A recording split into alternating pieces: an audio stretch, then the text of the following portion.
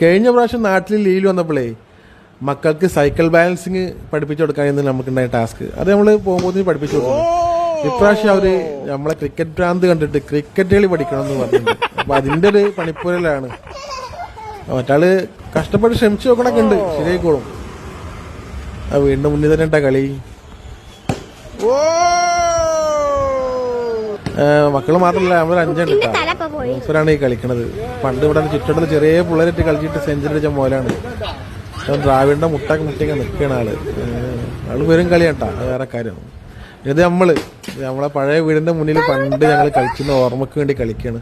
ഇവിടുന്നാണ് നമ്മൾ കളി പഠിച്ചത്. ആ തെങ്ങേന്ന് നമ്മൾ സ്റ്റമ്പ്. അപ്പോൾ നാട്ടിൽ വന്നാൽ ഇവിടെ വന്നിട്ട് 2 ബോളും 2 ബാറ്റൊന്നും ചെയ്തില്ലെങ്കിൽ സമാധാനം ഉണ്ടാവില്ല.